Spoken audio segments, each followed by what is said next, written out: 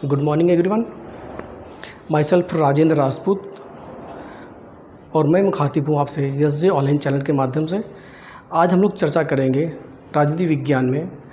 आज का हमारा टॉपिक है लोक प्रशासन, पब्लिक एड का पोस्ट कॉर्प। पहले हम समझ लें कि लोक प्रशासन होता क्या है। लोक प्रशासन से तात्पर्य लोक नीतियों, लोक प्रशासन दो शब्दों से मिलकर बना है, जिसमें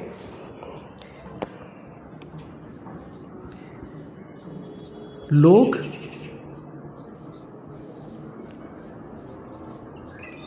प्रशासन, यहाँ पर लोक से तात्पर्य सार्वजनिक या जनता के लिए, और प्रशासन का मतलब जनता के लिए काम करने वाला।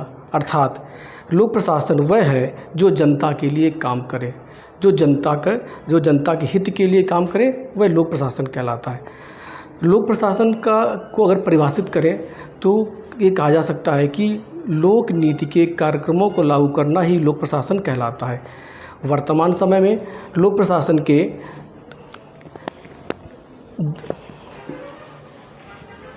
दो रूप बड़े प्रसिद्ध हैं, जिनमें पहला है संकुचित रूप, दूसरा है व्यापक रूप। संकुचित रूप से तात्पर्य है कि वह सभी कार्य जो सिर्फ कार्यपालिका द्वारा किए जाते हैं वह लोक प्रशासन के अंतर्गत आते हैं, जबकि व्यापक अर्थों में राज्य की शक्तियों के द्वारा किए जाने वाले वह सभी कार्य जो विधायिका, कार्यपालिका और न्यायपालिका तीनों के अंतर्गत आते हैं, वह सभी सारे कार्य लोक प्रशासन के अंतर्गत आते हैं। आज हम लोग चर्चा करेंगे लोक प्रशासन के एक महत्वपूर्ण टॉपिक पोस्ट कॉर्प पे।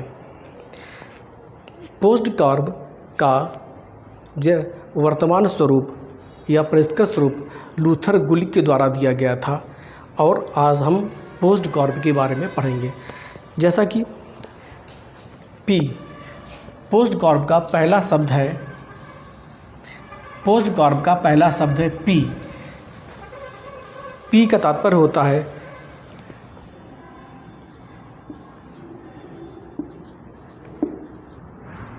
प्लानिंग या योजना बनाना। अर्थात किसी भी कार्य को करने से पहले उसकी एक योजना बनाई जाती है, उसका एक नियोजन होता है, इसको एक योजना बनती है, और योजना बनाने के पश्चात ही हम किसी कार्य को प्रारंभ करते हैं। पूरी योजना जब बना ली जाती है और तभी किसी काम को क्रियान्वित किया जाता है। तो पहला सबसे महत्वपूर्ण हिस्सा है पी मतलब प्लानिंग, ओ ऑर्गेनाइजिंग,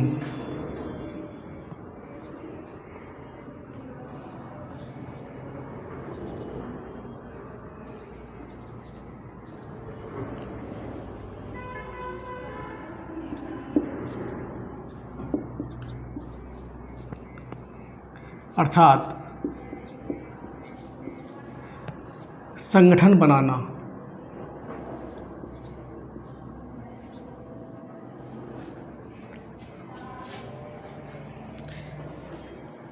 ऑर्गेनाइजिंग से तात्पर्य है कि किसी भी काम को करने से पहले एक संगठन बनाना जिसके द्वारा उस काम को किया जाएगा। प्लानिंग में वो सारी चीज़ें शामिल होती हैं कि हमें क्या क्या चीज़ें चाहिए।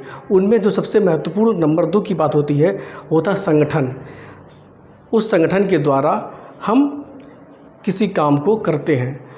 जो तीसरा है स्टाफिंग, अर्थात कर्मचारियों की व्यवस्था।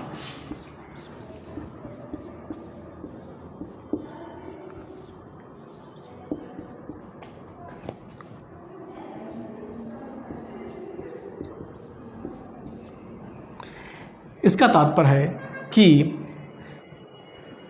हमारे पास उस काम को करने के लिए किन किन कर्मचारियों की हमें व्यवस्था पड़ेगी, उस व्यवस्था को सुचारू रूप से चलाने के लिए हमें किन किन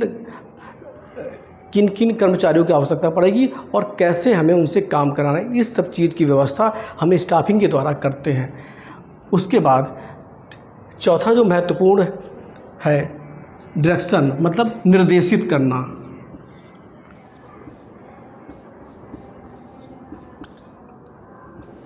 निर्देशित करना या निर्देशन देना। अर्थात कर्मचारी या नियोक्ता के बीच जो संबंध होते हैं, उन संबंधों में नीचे के कर्मचारियों के ऊपर के नियोक्ता द्वारा या कर्मचारियों के द्वारा निर्देश देने की व्यवस्था होती है। और ये व्यवस्था किस तरह से सुचारू रूप से अच्छी तरह से काम करे और किसी भी काम को आसानी से करने के लिए ये जो निर्देश की व्यवस्था अत्यंत महत्वपूर्ण है। निर्देश की व्यवस्था ऊपर से नीचे की ओर कार्य करती है। जो अगला महत्वपूर्ण है, इसे कहते हैं कोऑर्डिनेशन, अर्थात समन्वय।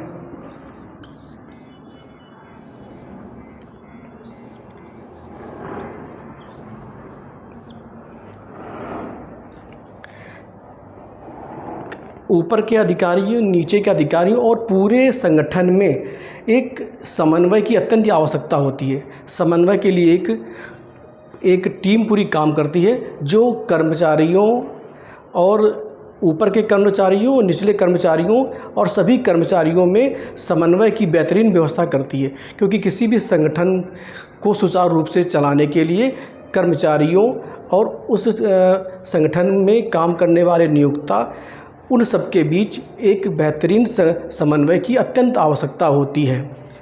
इसके बाद आर मतलब रिपोर्टिंग।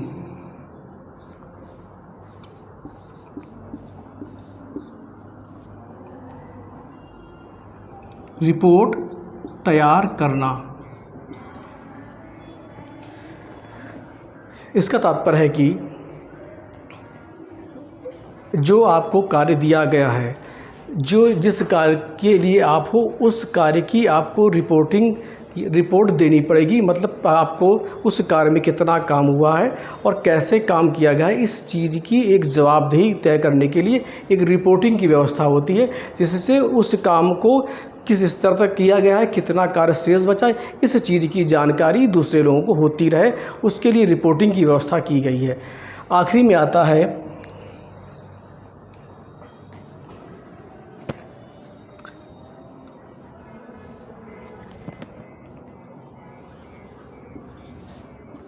बजट। अर्थात किसी भी कार्य को करने के लिए वित्त सबसे महत्वपूर्ण है और ये बजट की व्यवस्था किसी भी संगठन को चलाने के लिए अत्यंत महत्वपूर्ण है। और बिना बजट के कोई भी संगठन, कोई भी कार्य संभव नहीं है। तो वित्त की व्यवस्था और वित्त का व्यय, इन सब चीज़ों के देखरेख के लिए एक बजट बनाया जाता है, जिससे उस संगठन को सही प्रकार से और सुचारू रूप से चलाया जा सके। आज के लिए इतना ही काफ़ी। धन्यवाद।